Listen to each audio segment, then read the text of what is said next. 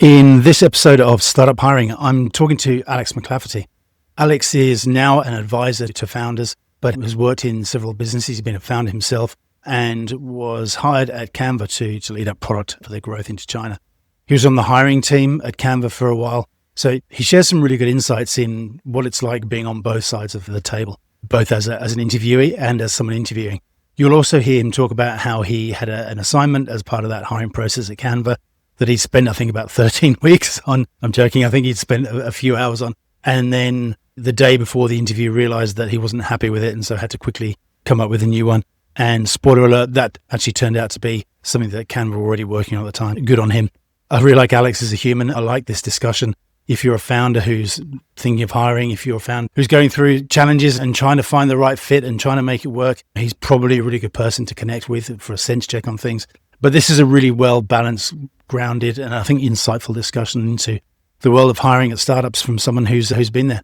I hope you enjoy it. If you do, please subscribe, share, leave your comments, and any questions that you have for Alex, I'll absolutely follow up with him. All of your comments will get an answer. Cheers. Good, mate. I'm very, very well. Mate, you've sat on every side of the startup table: founder, acquirer, hiring manager, coach. So I'm excited to get into some of that and unpack a little bit of that for our listeners. A little bit of everything. Yeah, a little bit of everything. Tell me, through all those experiences, how's your view on hiring evolved? I had a question from a CEO, and this person has a unicorn. They've Right. been this unicorn for some time. Yep. And they asked me, what do you look for in a high performer? What is the profile of a performer? And I think that it's really easy to just kind of spout like rote ideas on this person should be able to document stuff. They should be able to understand process and do the necessary part of the task. But I look at it a little bit differently, and I think in that role, it's influence. So the ability to actually get things done. Yep. The particular set of skills. And over time, I've seen people that perhaps don't have on paper what looks like the typical or the like resume that you want someone to have and be successful with, but I've found a few of those people to be really impactful. So yeah, I guess I look for people that have that like X factor. Influence is one of them for product management, and probably execution for a lot of the other roles that I've hired for. Mm-hmm. Yeah, I think that blend to understand exactly what the problem is and then identify the things that they need to do, so the execution, and then going ahead and making it happen. And so in the various businesses that you've been in, has that view on what you need for a particular stage business changed at all, or do you think that sort of stays pretty consistent? I'm biased. I like to work around folk that have that get it done mentality, that scrappy mentality. In the time that I've worked in big corporations, Telstra, Optus, NAB, it often felt like there was a lot of meta work, around the work. And for me, it's a bit of a red flag when people are really doing like extraneous stuff versus getting something. Yeah. So I'm very biased, and my personal style is just to figure out like what's the most efficient way to get a problem solved. I definitely bias my own hiring perspective towards that, but I find that in the type of businesses that I'm interested in or the type of things that I like to do, generally it's jump in, have a big impact, turn something around versus have lots of rituals and have lots of meetings, and do lots of things that just aren't really like, don't really feel to me like things are moving forward. Right.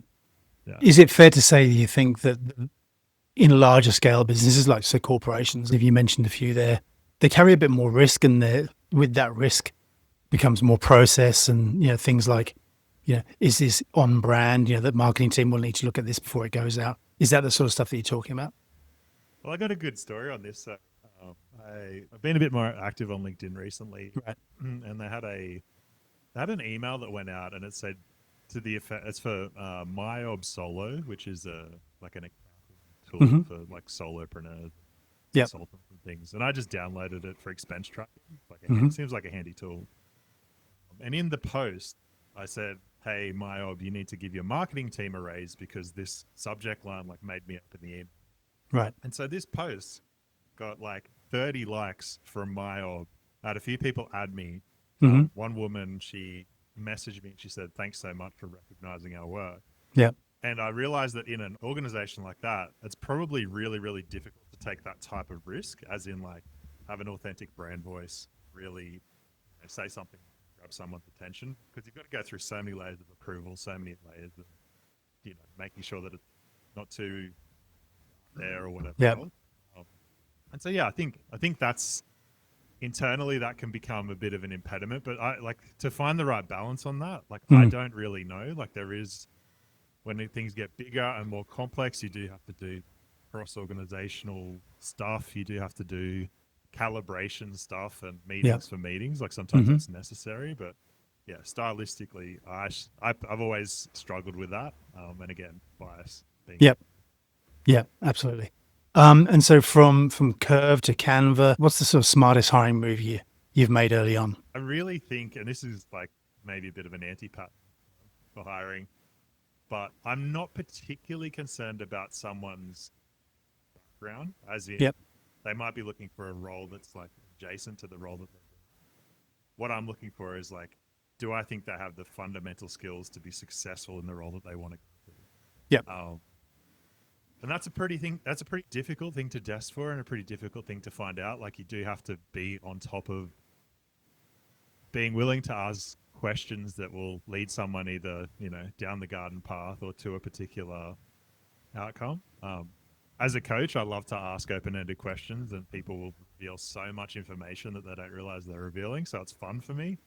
But again, smart hiring decision, good hiring decision. Like, nothing really comes to mind in the sense that I've like fully followed a very clear process, because there is a bit of intuition. I'm trying to like feel into, does this person have that thing, that essence, which is generally, do they have a track record of figuring out how to get shit done and being able to articulate what was the problem before, what their actions were, and how they fixed it. And I think you can apply that to pretty much any job. Yeah, agreed. What did it take to get hired at Canva? And when were you there? I was there 2021. So there were two companies I was applying for. Kind of just to set the context, just before COVID, I was right into coaching. I was like really enjoying it and having a ton of fun. Yeah. But as COVID kind of landed, people got a bit, I guess, unsettled. Discretionary spending on things like coaching wasn't really top of mind. People were shutting down their businesses, or customers are canceling contracts. So I was like, cool, now's a good time to jump back into a company that I'm interested in working for. MailChimp, Canva were the two companies that I applied to work at. I love both of the products. MailChimp, I got all the way through the process. It was really awesome. I was very excited. The product had become a little bloated, and they needed someone to come in and like simplify things, which sounded like a challenging and interesting problem. Yeah. Then in the background, they were getting acquired by Intuit, so they put a freeze on hiring. Yeah. And then they're just like, sorry, no role for you here. I'm like, shit. How many interviews? And mate, probably, I think it was a 5-step, and that was including a case study, and went to the VP of kind of going through those steps, which is fine. Like, that comes with the territory. And secondarily, I was looking at Canva, and the role that I looked at for Canva was in growth, but Canva, at least at the time, they were quite fungible in how they would deploy their PMs. So if they got someone good in, they would try to figure out a good spot for them. Right. Canva's process at the time was a case study, and the question was, how would you 4x the business in 2 years? And so they send you a ream of data of like, it's all anonymized data, but you've got customer feedback, you've got all of this information, which is really rich and useful. Super overwhelming, and they basically say, like, present a case study, don't spend any more than 5 or 6 hours doing the homework. Right. So of course I spent 40 hours doing this case on. I just like put everything, because that's what you do. Like, you really want the job. Yeah. You get after it. 40 hours, doing the case study. I was in quarantine in Sydney after flying back from LA. I woke up on the morning of the interview. I realized the idea that I wanted to present was shit. So I had 6 hours to rewrite the whole thing. And basically the framework that I used was, any idea that I have from the data that they've given me is something that they've probably already pursued, because I've got a lot of smart people looking at the same problem set. So there's this kind of like network think of minds is already kind of probably solving this problem. Mm-hmm. So I need to come at it from a different perspective, which is Canva's already an awesome product, but then what's an adjacent use case which will increase the frequency of use that then can become an extra feature that people are going to pay for? Yep. And the idea that I shelved was Canva like email, which is kind of the direction Notion's gone recently. Like they've launched email, which I think is kind of funny. But then the second idea that I had where I like did the entire case study for like 3 cups of coffee in the morning was Canva Docs. So I go into this presentation. I'm pretty delirious from jet lag. It's like 2 days after I come back from LA. I'm in the Sofitel. I can't open my window. It's like weird COVID. And I present this case study, and I was speaking to, I think it was Anna Guerrero and David Burson. They're awesome human beings. Anna's running Clove, which is a really cool startup. Dave is like the super head of growth. Just, he's a beast. I present my case study, and they kind of go a little quiet. And I'm like, I've either completely shit the bed on point. I'm not sure which one it is based on their response. Let's find out.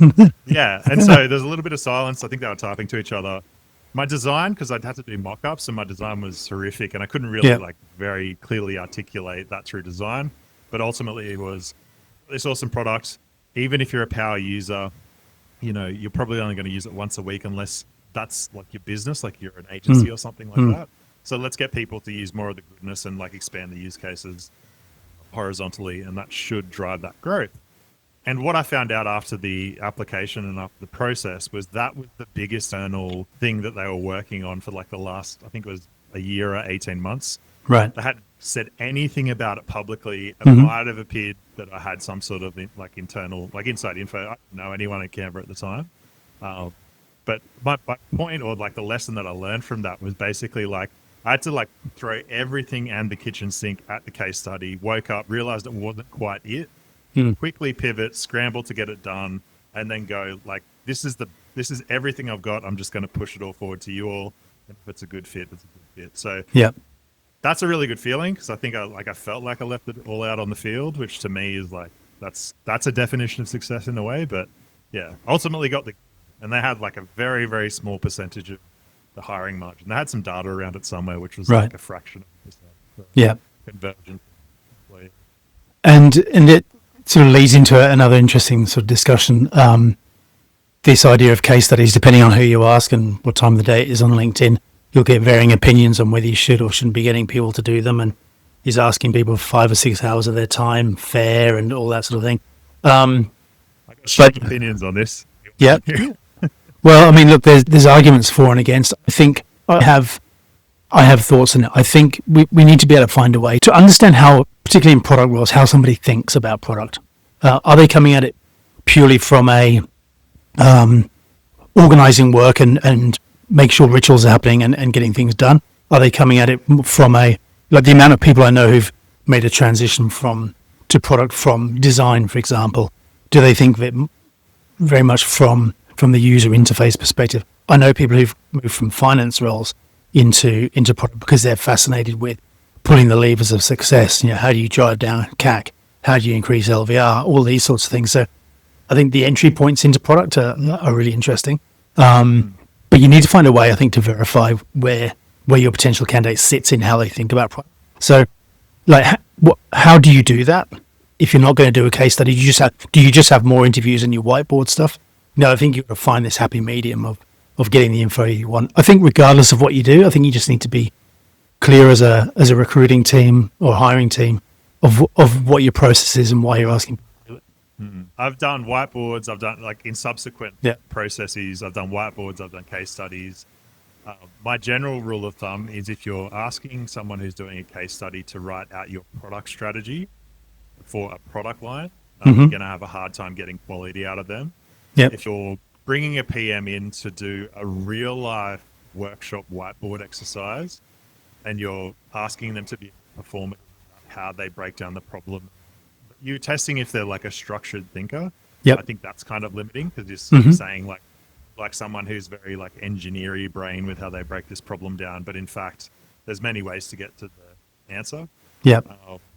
So those, you know, if it's too broad, or if it's testing, for me, if it's testing on like how you want that person to think, I don't think that necessarily gives a really strong signal to making sure that someone is actually a. Yep. That's my personal experience. Mm. And you've been on the hiring teams at Canva as well. What made candidates stand out to you? There's one particular candidate that was head and shoulders above the rest with their case study, and I won't give away their background because it'll be very evident who this person was. Okay. But the quality of their analysis, because the case study had stayed the same for the time that I was there. We updated the process and updated some of the steps and the questions, the behavioral side of the interview. On the case study side, generally it was pretty similar data set. And as soon as I opened up the document this person had prepared and started to break down what it was that they were kind of angling towards, they brought me along to help me understand how they were getting to their conclusion. Right. What I would see a lot of people using frameworks for the sake of frameworks to say, I did a racy matrix, or I did jobs to be done, and I threw a few frameworks at this problem set and then just kind of did that. Or I suggested a bunch of ideas but didn't actually verify or validate that they'd already been executed by the team. And I just when I did mine, I took all of that for granted and said, these people are as smart or smarter than me, so any idea that's in this space is already going to be taken care of. So I just threw all of that out. And then when we actually got into having this person present, there was really strong conviction in what their idea was. And I think this is arguably that confidence and that sense of being able to back your idea and talk to the pros and the cons of it and being challenged but not being pushed off the mark when you're going through it is also a really valuable trait and really valuable skill to have just generally as a product manager. Yeah. And we started to kind of pepper this person with questions, even outright challenge some of the assumptions. Very cool and calm under fire, could back their point of view up with data, knew the data cold, and that created this sense of, okay, great, this person is a good operator. They've done the requisite research and work. And you can tell when someone is prepared, because otherwise it's edgy look about them and they're kind of squirming in their seat when you throw a curveball at them. So in your role now, you're sort of in this sort of more of a coaching role. How do you coach others to be able to hire people? I mean, I think that's why folks like you exist, because there's a specialty there. And I know, I know my swim lanes, I know the things that I'm really good at. And I say for everything else, there's MasterCard, but for everything else in Founderland, there are specific vertical services of people that solve for niches. Yep. And I know for a fact that founders really have a challenge with hiring. So early stage people will hire based on referral. They'll hire based sometimes on vibe. Vibe hire is a good one. Yep. Because they're oh, this person comes in really excited and they've got that kind of thing that they bring. And then, 6 to 8 weeks in, honeymoon period's over. They're being asked to do some pretty boring tactical stuff. And then they kind of go, oh, it's maybe not a fit. So generally, my approach to startup hiring is to be really, really clear on what the role is, really, really clear on what the spec is, have a clear definition of what success is going to look like for the role. Now, this is hard to do if you're early stage because the roles can shift more up and quite quickly. But as the founder, I think it's important that you do have some level of clarity with that. Yep. And also, as much as you can as a founder, try to remove a little bit of the emotional bias, because when I'm hiring, I'm going to end up with a scrappy team of people that just like to get shit done. But if I'm selling into enterprise, I'm probably going to need someone with some polish, someone that can smooth, someone that looks good not looks good, but wears a collared shirt or whatever they need to wear. So there needs to be some level of bias compensation. Those are general themes. There is a reason that folks like you do what you do, because that's not my level. That's not my area of expertise personally. And I think the other challenge that the founders have as well is they're emotionally invested in the success of what it is that they're trying to do. And I think they soon realize the breadth of the focus that they need to have. So it's really easy to get swayed by someone who can say, yes, I'll fix this problem for you. And quite often you'll see sort of not much digging going on beyond that. One of the things that I also say to founders and hiring teams now is this idea of really being clear about what your next milestone is. So if your next milestone, if you're a seed and your next milestone is to really nail product market fit, hire for that now, because that beyond that, if you don't have PMF, you have nothing. So hire for that now. If you can get then the people with the right personality traits that can grow beyond that and are excited to take you now to, right, we've hit PMF, now we need to scale within 12 months to be able to raise a Series A. That's the next milestone. So I think hiring for milestones with a narrow job spec but a wide remit, because hiring or early stage life is a bit chaotic and there's no such thing as that's not in my PD. You know, everybody should be talking to customers, whether you're the first engineer, the first designer, the first product manager, because if you don't understand what it is that customers are wanting, then again, you're probably going to struggle to nail PMF. So I like this idea of what's the next milestone that we're trying to hit? Are people invested in and going to be here to help us get to that? And then we all figure out what the beyond that looks like. Just on that point that you're making, Jason Lemkin talks about this idea of the early hires. If you bring them from, like, say, a logo company, like a Salesforce or whatever, and the way that it can work is you bring some who've got a great track record, then you start to realize that they've been selling, especially in like sales particularly, they've been selling with a brand behind them, motion that is like very clear, with all of these things that are really well defined. And then if you try to get the person across, build something for themselves or be scrappy or go slightly outside of their role, there's because they're in that machine, that's a bit of a culture shock and they have a really hard time with it. So it's definitely something to consider, where you're like, oh, I'm going to grab so-and-so from Atlassian and then I'm going to grab so-and-so from like Canva. And it's like, well, what stage were they there at? And have they got any experience going from like, 1 to 10 mil? That helps. Like that's going to put Yeah, I couldn't agree more. I mean, someone who's been selling for Salesforce for 3 years, no disrespect to Salesforce, but very defined playbooks, very defined IPC, very, very clear and defined method of selling. Like when inbound inquiry is coming in, people know why they're hitting up Salesforce for a demo. Whereas when you're early stage and you're going out trying to get people to demo stage, sometimes they don't know what you do. You don't have any of this defined, and you're making it up, in the nicest sense as you go. So, I couldn't agree more. You've coached of 70 plus founders now and been part of hiring teams. What patterns have you seen in candidates who scale businesses successfully? That ability to, let's say, GSD, to get shit done. It's a hard thing to test for. The way that I like to drill into it is to talk in terms, not into hypothetical terms of like, and this is, I think, more big company practice where you'll have interviews and case studies. Say, oh, you're the product manager for Spotify and you need to drive up usage. What's the feature that you like? That's kind of pie in the sky stuff. What I like to test for is give me a specific scenario of something that I've been responsible for, and then walk me through that end to end. Where did it get stuck? And the things you can pick out of it, I think, really quickly are, did that person actually own it, or were they adjacent to the team that was getting it done? So there's a bit of a pattern sometimes of people like saying, I was responsible for this outcome, but you're actually part of a team and you were kind of ancillary to the and what I want to, like, some of the answers that I'm fishing for and some of the things that I'm looking for is that there has to be some level of conflict and how they were able to move through that conflict. Because generally, if you're doing something difficult, you're going to run into, like, within a big organization, you're going to run into that kind of organizational apathy that happens at bigger companies where, you've got to like engage all these teams and get everyone on board and advocate.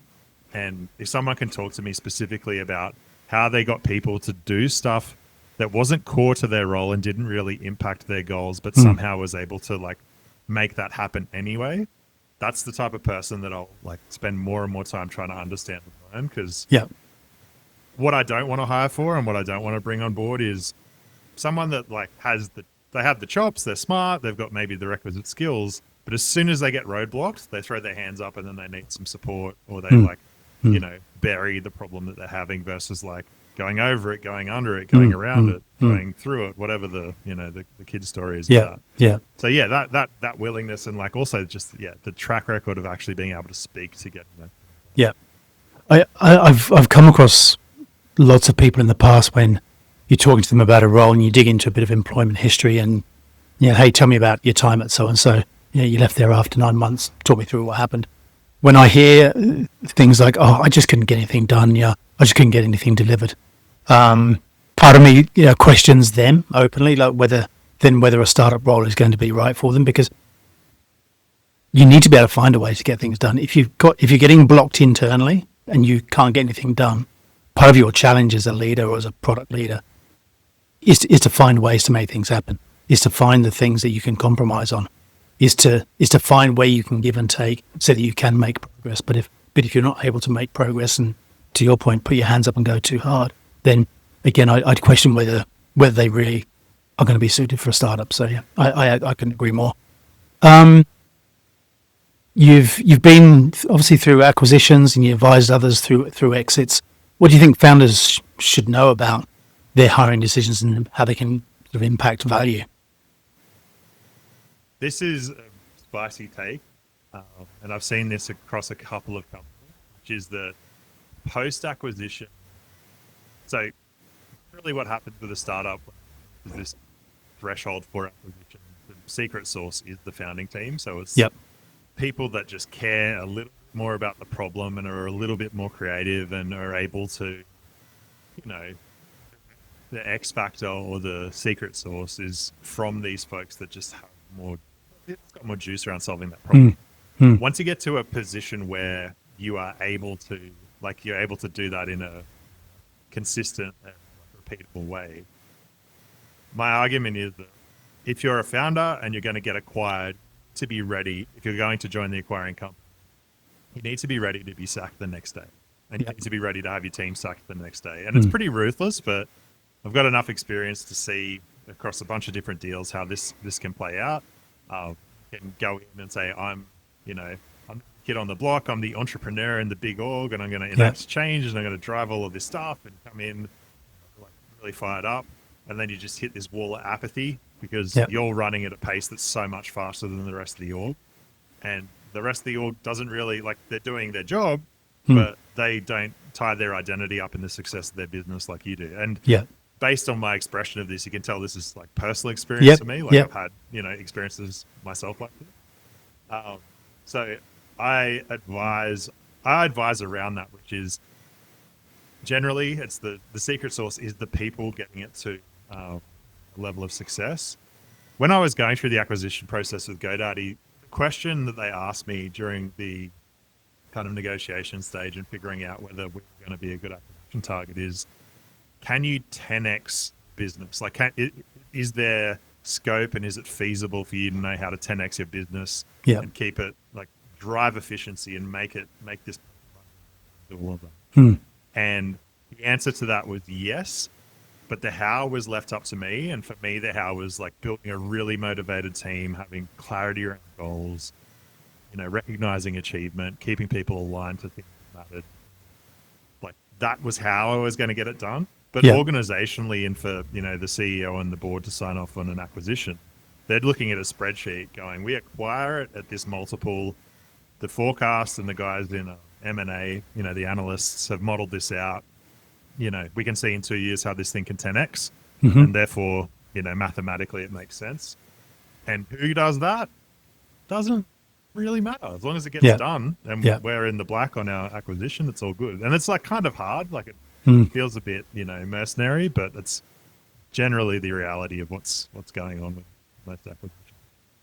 And I think one of the challenges there for founders if they're thinking acquisition, if they're thinking exit, which to me is always an interesting one as well.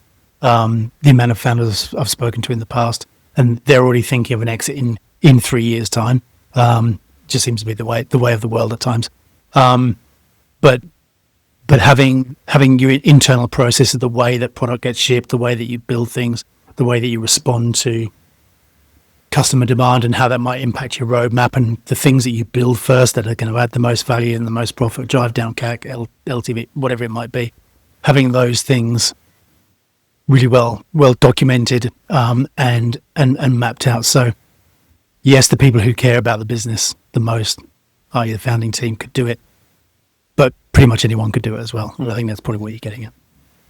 I mean, it's not what a founder wants to hear, but No. it reduces that kind of like if you're a parent and you send your kid off to school. Like, I'm not a parent, I've never sent my kid off to school, but there's this like sense of separation anxiety where you're like, oh, they're going out to the big wide world. Yeah. Same kind of concept applies, which is I've built this thing, but at a point it doesn't rely on me to be successful. Like, I don't have to hold its hand. And there's an identity shift that happens for founders. And what I like to do is I like to be the bad news bearer on that front, because it's much better to do that up front than someone gets in and has an existential crisis 6 months in, which you see a lot of with like folks, like founders that are post-economic. They make a bunch of money and then they go, damn, like my whole identity is just being kind of wiped out because I'm now working at this big company and this is not what I signed up for. Got a bunch of money in the bank, but no one cares about this as much as I do. So what am I going to do now? I don't know. And if they've got like a 2-year period or something that they're not going to recognize the full value of that exit unless they do the full 2 years. You've gone from being the face, it's your life, it's your baby, and now you're the head of a department for 2 years, and you just got to get on with life, because if you want to realize that full value, then that's the deal. Yeah, I wrote a post about this, which is what they don't tell you about selling your startup, and I talk about some of these points, both from my perspective and also from the perspective of folks that I've helped through their acquisition. And if you're not prepared, like if you haven't asked yourself some of these like really deep questions before you go in, and you have this like romantic notion of what's post-acquisition. Yeah. Because entrepreneurs generally have, like, I wouldn't say overinflated egos, but they've got healthy egos, and they like to think, all right, I'm going to be the steward of this awesome product and we're going to have such a big impact. And then when you get there, you're like, oh, there's like 30 other teams and we're just a row on an Excel spreadsheet for the senior leadership to look at. Yeah. Yeah. And they don't really care that much. And if we're not performing, see you later. Yeah. Yeah. Yeah. It's a challenge.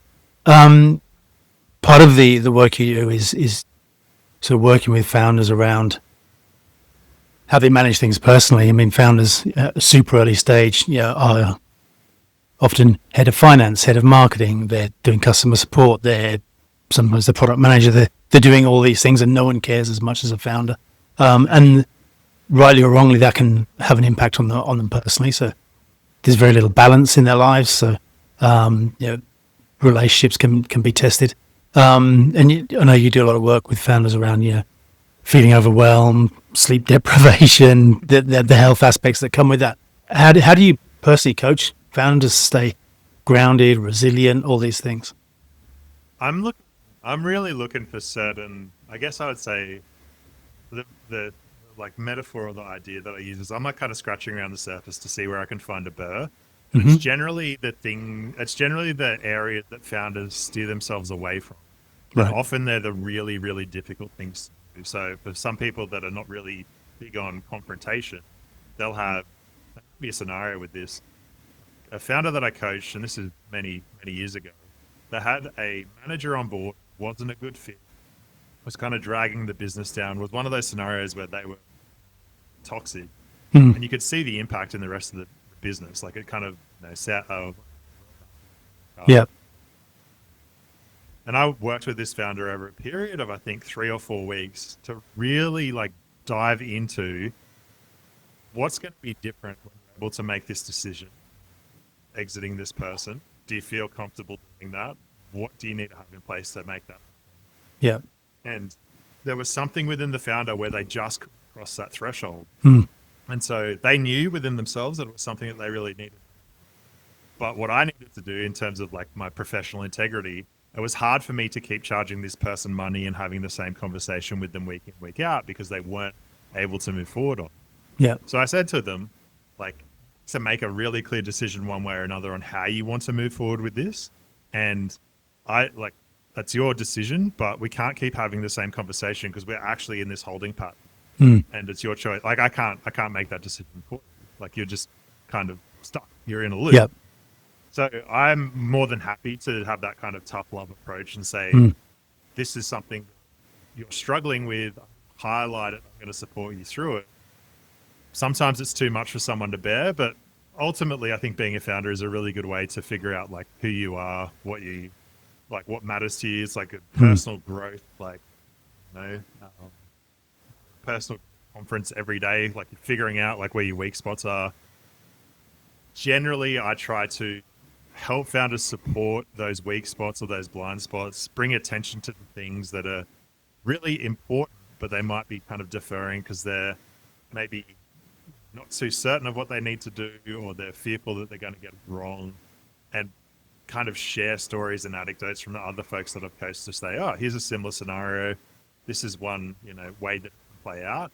Yeah. And generally that's enough to get someone off the blocks and get them moving. But yeah, like I love it because I love to really deeply listen to people's problems and then go, okay, like where's the rub for this person? Are they held back for this? Is it, you know, they've had a bad experience before?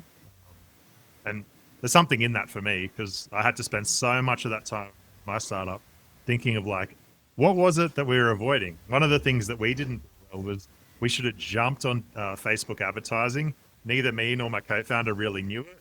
We wanted to have more of a salary. So instead of spending like 5 to 10 grand a month on ads, which would have skyrocketed our growth, we just took a bit more cash. Yep. But then over the course of like 12 months, that's a big stack of ARR that would have multiplied our outcome. But we couldn't see that because we were so heads down, and neither of us wanted to admit that we had this area of weakness. And so sometimes it's like, you know, useful to have a third party that can like, hey, are you seeing this? Yeah. Like, is it just me? You know, you get to be a devil's advocate. Yeah.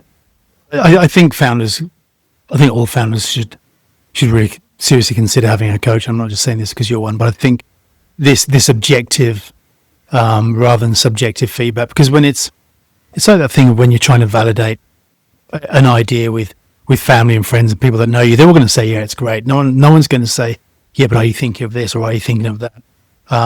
They're all going to tell you because they like you and they care about you. They're going to say, Simon, that is a brilliant idea. You should absolutely do that. And they, 9 times out of 10 people who don't understand SaaS, or they don't understand product, or they don't understand recruiting, and they'll just tell you what you want to hear because they like you. Having that coach can be really objective. I think it's hyper valuable. There's one other thing that I've learned about the objectivity, and I've only recently really nailed it. So when I used to coach back before Canva days, I get to work with these founders, and because of my skill set, they're like asking me for more time, but because I charge a reasonable amount of money per hour, it kind of didn't make economic sense. Yeah. And then they start to talk about equity, but I could never quite land an equity kind of retainer model for it myself. Not quite an advisor because I'm, in the business and kind of solving problems. I realized one of the differentiators that I have as a coach is I'm so focused on the founder that at a level I don't particularly care how the business goes because I'm not incentivized to grow the business. I'm incentivized to grow the founder. And if the founder expands, then by virtue of that, the business will expand. Yeah. And there's like it gives me a level of objectivity because my incentive is not for the growth of the company or any of that sort of stuff. And I'm not prioritizing that like capital growth versus the income that I'm getting from just consulting or coaching and helping. And what I've been told from that is that when there is a bit of if there's someone that's more of an advisor that takes equity, there's a bit of a reticence to really like get in the weeds about certain things with someone that might be a shareholder because you don't want to signal to them that you're having a hard time or struggling. Like it's just a natural thing where founders are also very, positive and want to tell a good news story. And the space I want to create is like, tell me I want it warts and all, tell me all of the ugly stuff that's happening and like we can work through that together. And it's taken me some time to figure that out, but I feel like it's a really nice way to just make it very clear. Founder is the focus. Business is going to get dragged along by the growth of the founder. And the rest is kind of cream on top. Yeah. I think there's this thing where if people you're hiring or from a consulting or advisory perspective, if their interests are potentially at odds with yours and you're paying them, then there's a real challenge. And it's a conversation that I used to have a fair bit in recruitment agency days, where company engages an agency to help them hire someone, it's in the interests of the agency for that company to hire someone because they're investing time in that search and in that process. You want to get paid for your time and your success. And whether that person turns out to be that absolute game changer who changes the business or impacts the role in a high level or not is kind of irrelevant to a degree. I'll caveat all of that with saying I do think there's a real shift in agency world now, and I'm not bagging out agencies at all. They absolutely have the time and place, but there's this thing that I've heard, particularly over the years, around consulting businesses and advisors that have come on board, and if they've taken equity, that sort of thing that you described, then you just need to manage that closely. Advice for people who are wanting to join startups. If someone's thinking about joining a startup, what's one question they should always ask to make sure they're joining the right business? Am I joining at the right stage? So right. For me, I think I would have done better with Canva earlier. Okay. And I think that I had the most impact with my startup in GoDaddy, like from GoDaddy onwards. Mm-hmm. So when I had my startup, I had a co-founder. We started from zero, grew it out, got acquired. And then when I went to GoDaddy, I had my team. I had slightly more resources, but it felt like I was kind of playing a little bit of Game of Thrones. Like there was lots of different like things going on internally in politics and stuff happening. Yeah. And to me, I was having fun navigating some of this stuff and figuring out how to be creative, stuff out the door, run skunkworks projects, maybe, push a few boundaries. But I really enjoyed having that. And that was like a nice zone for me. Whereas in Canva, I was a little later. If I was maybe a couple of years earlier, it would have been a much better fit for just the space or the time that I like to work in a particular zone. And that's a personal preference for me. So generally, I think a way to think about that is like how involved and how hands-on do you want to be day to day? Like the earlier you are, the broader your remit is going to be. And as you said before, like narrow job description, but a bunch of in terms of responsibility, so to speak. Yeah. And then when they get bigger, you get like narrower and narrower. So I think when I joined Canva, there were maybe 50 PMs, and I'm pretty sure when I left, it was north of 100. Wow. And so that slivering just like starts to get really narrow, and the ownership just gets very, very narrow. So you get quite specialized. Canva does it well because PMs will move around from team to team, which gives the variety and the sense of, breadth and development that you probably want to have. But I was fortunate. I got to work on China. China had some challenges. I was able to have the autonomy to figure out with Jim, who was my kind of business partner on that, how to solve them. And there wasn't really a playbook, and there wasn't really like any set formula for how to do it. So I still was able to tap into that, but all was like a little bit too big and a little bit too much like, a bit too much kind of meaning and those sort of things. It wasn't wild. Gotcha. And looking ahead, what's a shift that you see coming in how startup teams build and lead their teams? This will be maybe topical, but if you look at early stage startups, it almost feels like product management is like the very last role to get hired. So it's give me gun engineers, give me AEs, give me BDRs, give me this, give me that. But if you look at the first 20 to 30 hires, and maybe I'm biased because some of the folks that I know who are, founded, either have raised a bit of cash, might have more of a product background so they can own product a little bit more. Yeah. But as I think about it, that's what I'm kind of seeing. You tell me if you're seeing anything different, but that I think is partly because of how quickly AI is making it quite easy to synthesize research, to write basic PRDs and to do basic kind of producty stuff. Yeah. You can get to me, a shitload more leverage out of that. So on the product side, if you can get in early with a really interesting company that's growing like a weed, I mean, get after it. But I'm seeing less and less of that early on. So it's starting to push further and further down to where there's maybe 35 or 40 people in the company. CEO's got way too much stuff on their plate. And it's typically what I would hear is, well, the CEO runs product and they're like supporting a dozen engineers and there's the rest of this stuff. You're like, how is that happening? Yeah. I couldn't agree more. If any founders are listening and they're wanting to reach out to you, we'll add your details underneath if this is on YouTube, and if it's on one of the other platforms, we'll add your links there. Alex, this has been a great chat. Thank you so much. Really appreciate your time. Right on. Thanks for that. Thanks, my friend.